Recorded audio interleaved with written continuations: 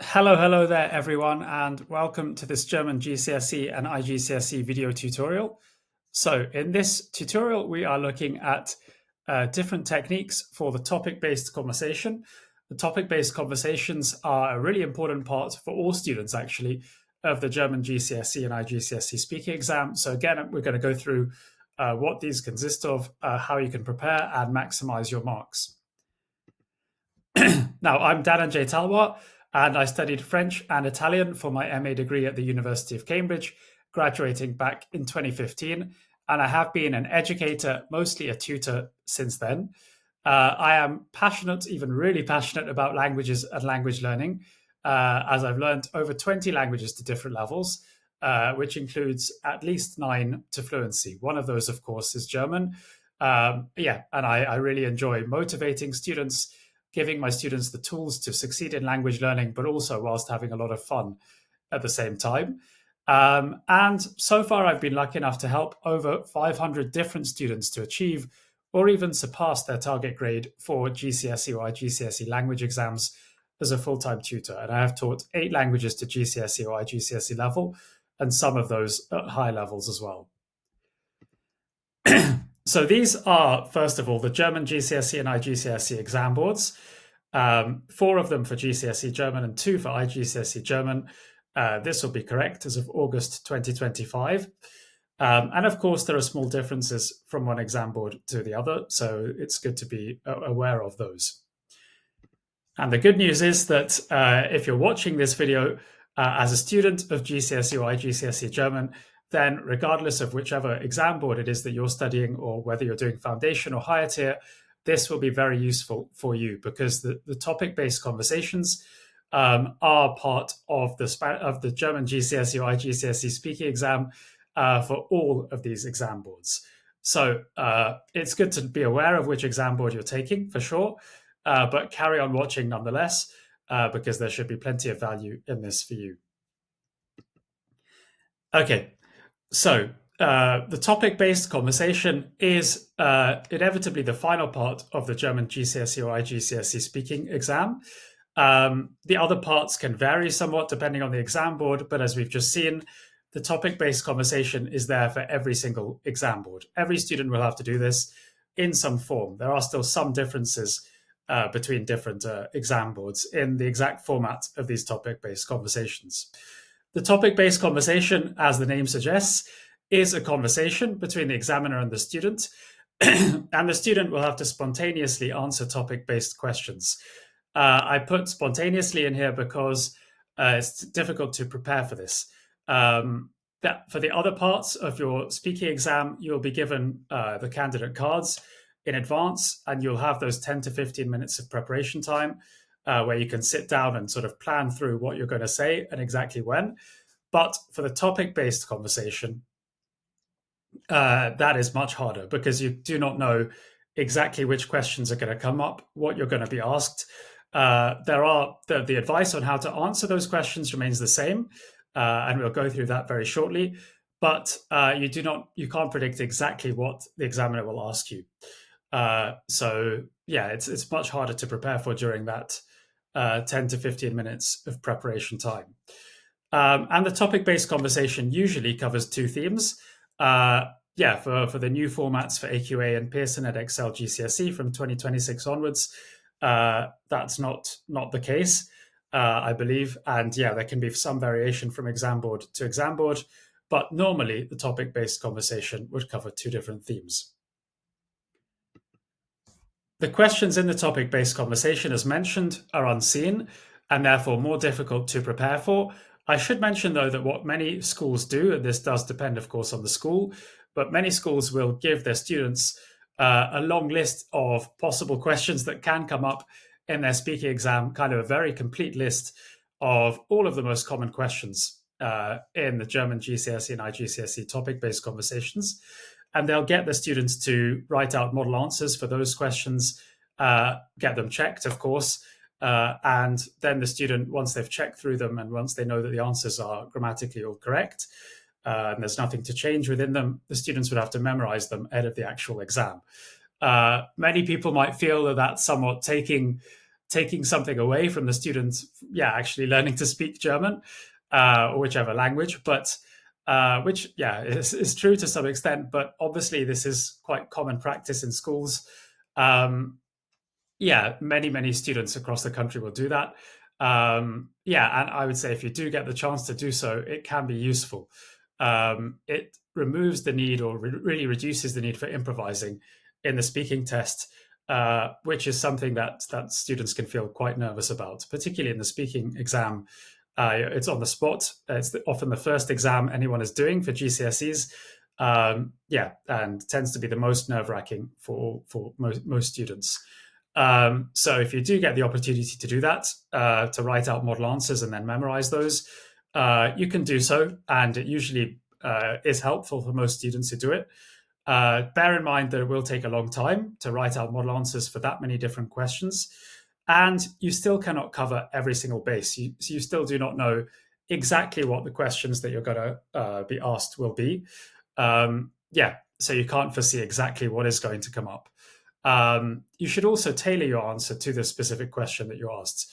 Try not to reel off an answer that you've just memorized beforehand if it is not entirely relevant to the question. If the question's phrased slightly differently, or phrased in another way, then you need to still change your answer, adapt your answer, so that it makes sense for the question that's actually being asked. And lastly, the examiner would ask the student questions that cover a wide range of tenses, certainly past, present, and future. That is part of the role of the examiner here for the topic-based conversation as well. They have to ask questions that prompt a range of different tenses from the student. And it also means that as a student, you really can't get towards the higher grades at all if you do not display a range of tenses. And obviously, those have to be used correctly with some accuracy in order to get the marks. So varying your language, particularly your grammar, as we'll see in the examples, is very important for the topic-based conversation. The different parts of the speaking exam are quite different in nature. The topic-based conversation, which tends to be right at the end of the speaking test, is where you, as a student, have the most license to actually show off your language, show off your German to try and impress the examiners, as long as you do so accurately, of course, without making mistakes. And essentially win those marks by showing variation to get towards the highest grades. Key phrases can also be a very useful way of doing that. I highly recommend students memorizing a bunch of key phrases before they go into their speaking and writing exams. The examiner should also, if there is a particular tense that you haven't yet used over the course of the topic-based conversations, say the past tense or future or conditional, the examiner should ask you questions to prompt the use of that tense as well. And remember, the examiner is on your side. They'll do that partly because it's their remit, but also because they want you to do well and score marks. So do listen out for the exact phrasing of the questions. And if they're trying to prompt you to answer in certain tenses, if they're asking about what happened last week or last year, then try and use the past tenses. If they're asking about the future, try and use the future tenses, and so on. Okay, I'm going to show some examples of the most common topic-based conversation questions very shortly across different topic areas. But here are some of my top tips. So make sure that for the topic-based conversation part of your speaking exam, at least, you do expand on your answers. This is different to, say, the role play, where you're supposed to keep it simple but accurate. For your topic-based conversation, you do need to expand at least beyond one or two sentences for every single answer if you can. Definitely avoid one-word answers or short sentence answers. And generally, it is safer to say more rather than too little. Secondly, use a range of tenses and topic-specific vocabulary. As I said, using a range of tenses is one of the most important or crucial things for the topic-based conversation if you want to increase your grade. Topic-specific vocabulary, it somewhat varies depending on the topic area. Some topics, like typically tougher ones like the environment or social issues, will actually tend to have more topic-specific vocabulary. And if you do know those topic-specific words, then don't hesitate to use those in the topic-based conversation, because again, they can boost your marks. Topic-specific vocabulary can certainly be useful, but I would actually focus on the grammar above all and trying to vary that as much as you can without mistakes. Prepare all of the topic areas that could come up in advance. I know some students are tempted to skip revising certain topic areas and just guess or gamble that they're not going to come up. Obviously, it's very risky to do that. You don't know exactly what topics will come up in your final speaking exam. So I would just revise all of them. And there are loads of resources like Quizlet, maybe Memrise too, that can help you to revise key vocabulary across all of the topics. Yeah, there's a separate video as well I have on how to learn grammar and vocabulary. So if you want techniques for that, then I recommend watching that video too. Make sure that you answer the question. Many students will do this where they may not be entirely sure of how to answer the exact question that's being asked. So they might answer something which is slightly different. They might provide a slightly different answer, which is grammatically correct or more accurate, but doesn't answer the actual question that was originally asked. And that is dangerous because you could well be penalized for that. You normally would be. You have to pay attention to the exact question that's being asked and provide an answer that is relevant to that. You can, of course, ask the examiner to repeat. I would avoid doing this more than just a few times over the course of your speaking exam, ideally, and make sure that you ask them to repeat in German. Do not resort to English at all, which can actually happen. Okay, and lastly, but certainly not least, memorize key phrases. Key phrases, and I do have resources for these, so key phrases for German GCSE and iGCSE that I'd really recommend learning based on my considerable experience. They can really make the path a lot easier for students.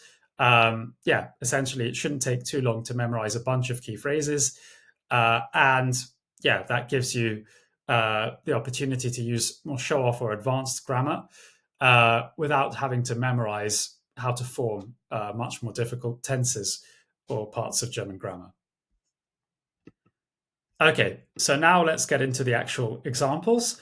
This first example, all of these examples are examples of very common questions that come up in the topic-based conversation.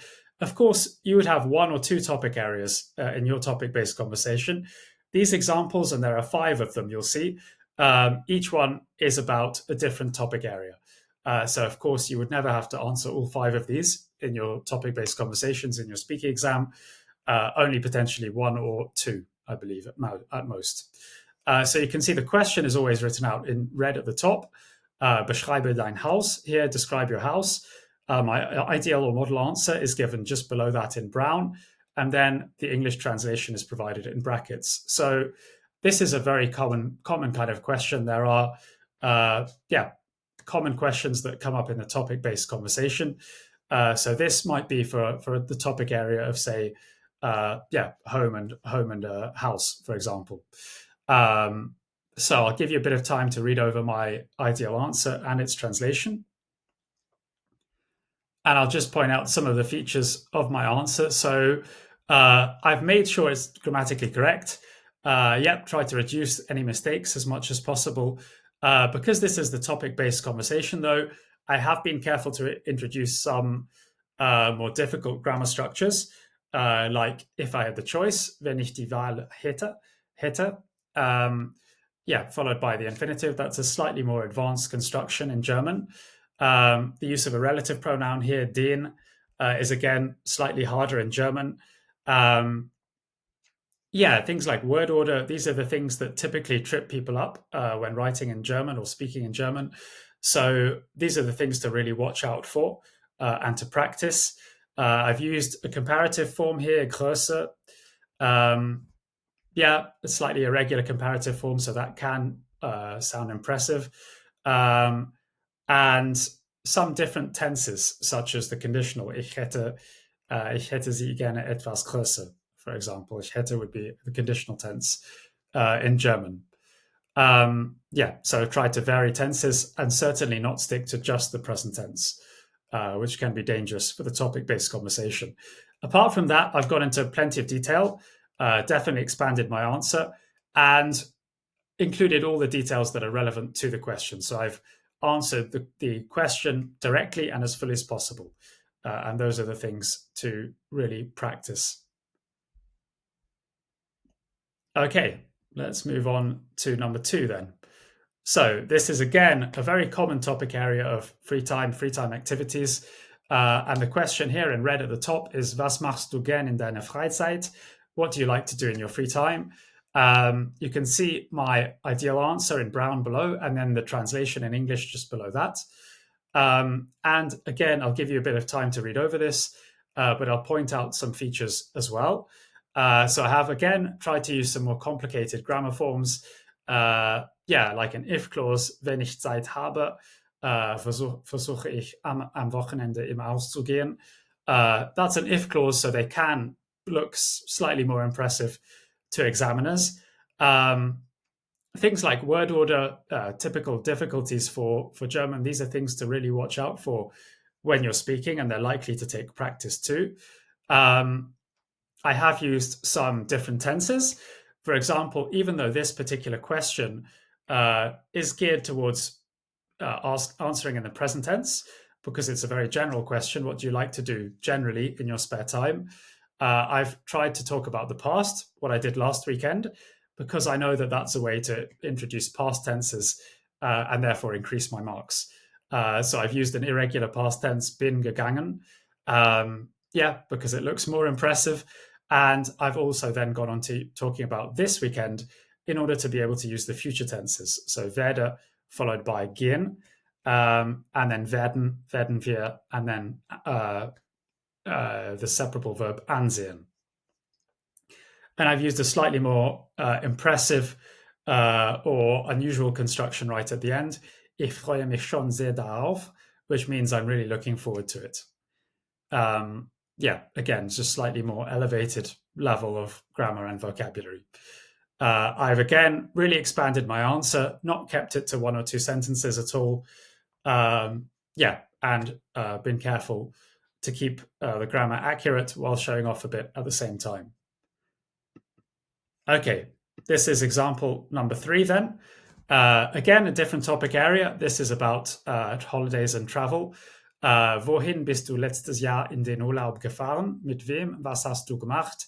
Which means, where did you go on holiday last year? With who? What did you do? Again, the question's at the top in red. My answer, my ideal answer below in brown, and then the translation in English. So again, you can see that I've got into some detail. I haven't kept it a really, really simple, short answer. I've provided details, and I've been very careful to include all of the information that the question is asking for. So I have been careful to say where I went on holiday last year. I've stated that clearly at the start.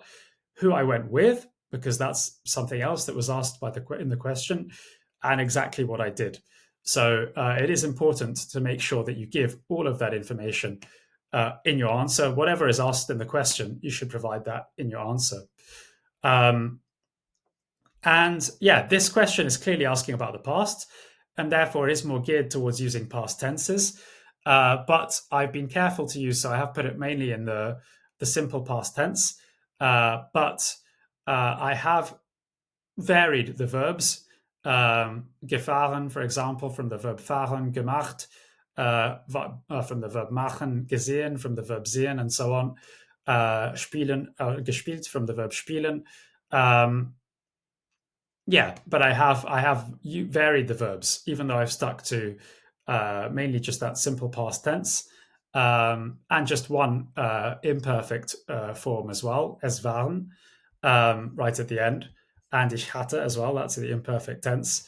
So there's a little bit of variety of tenses, even among the past tenses here, and a present tense here, wohnen.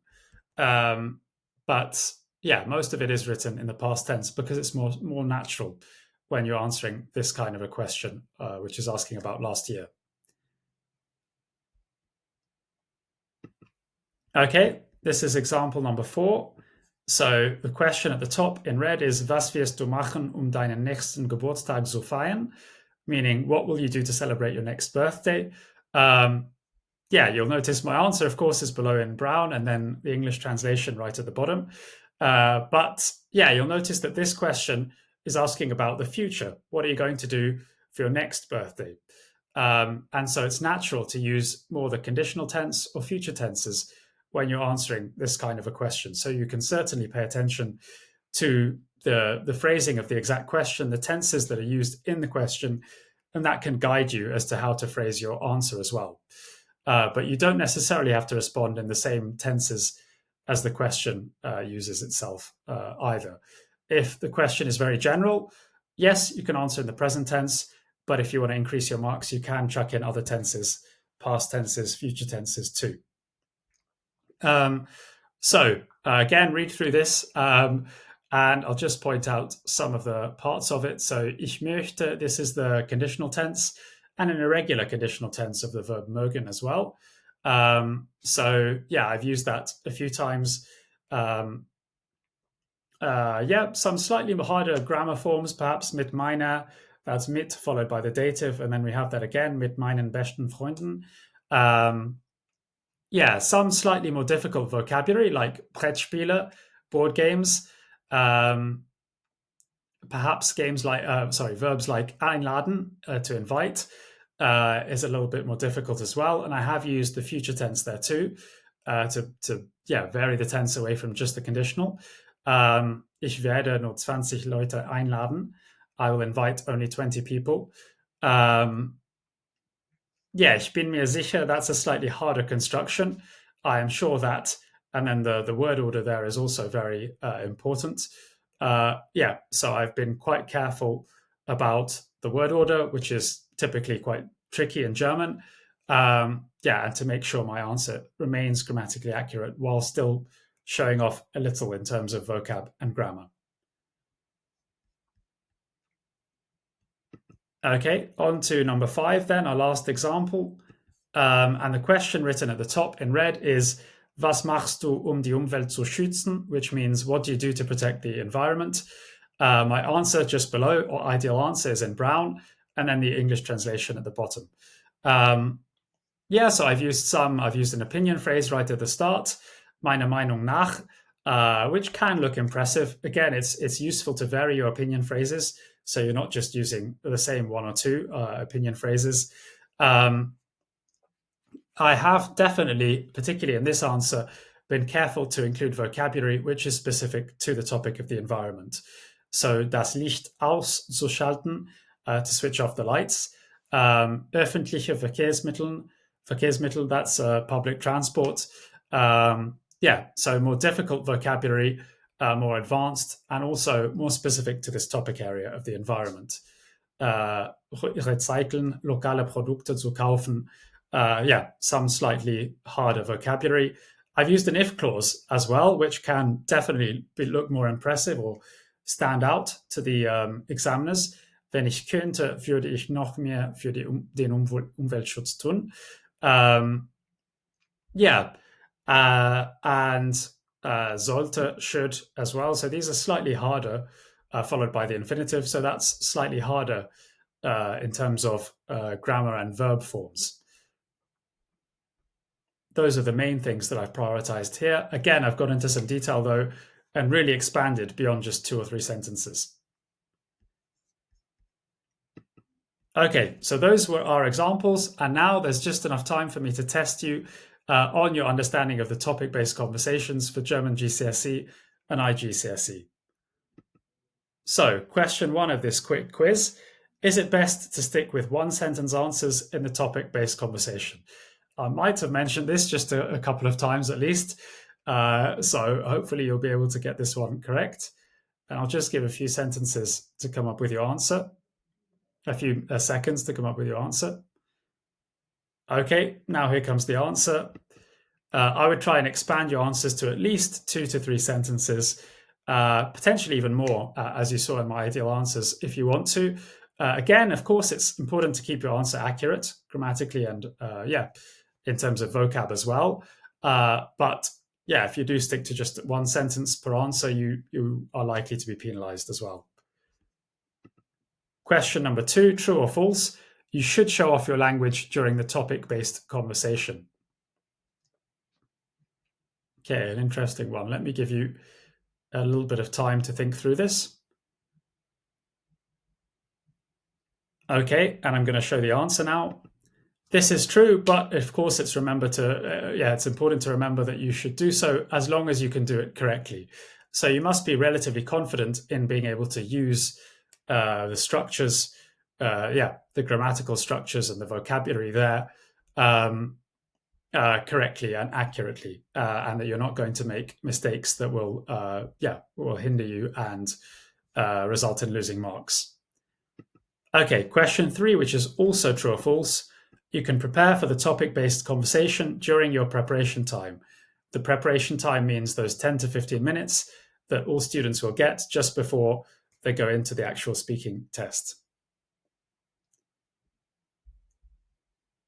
Okay, let me show the answer for this. This is actually false. Because you do not know exactly what questions are going to come up in the topic-based conversations, it is actually much more difficult to prepare for. So the preparation really for the topic-based conversations will come in the days, weeks, months leading up to the actual day of the exam. On the actual day of the exam or during those 10 to 15 minutes of preparation time, you're better off spending that time looking at other parts of the speaking test and preparing and focusing on those, because the topic-based conversation, you don't know exactly which questions will necessarily be asked on the day. And question 4, lastly, will the examiner ask you questions in a range of different tenses? That is something I definitely mentioned. So I'll give you a few seconds to try and think back to that. Okay, now let me show you the answer. So the answer for this last one is yes. The examiner is going to ask you questions using the past, present, and future tenses. In the topic-based conversation, they actually have to do that. And if you haven't used some of those tenses, they're supposed to ask you questions that prompt those tenses, so that you can use as wide a variety as possible, and because it gives you the opportunity to score as highly as you can.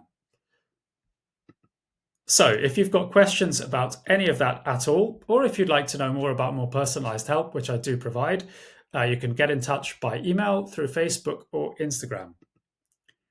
And I post on social media every single day, actually, sharing my love of languages with the world, hopefully motivating people to learn more and more languages, and teaching them the benefits of doing so, and also sharing methods for learning languages whilst having loads of fun. I do post a lot about GCSE and iGCSE language exams too, how to prepare for those, how to revise, and more. So do give me a follow on each of those platforms. I have many resources and free resources too available, including for German GCSE and iGCSE and other languages. And I do one-to-one classes, group classes, courses, and a lot more. So don't hesitate to reach out if any of that is of interest.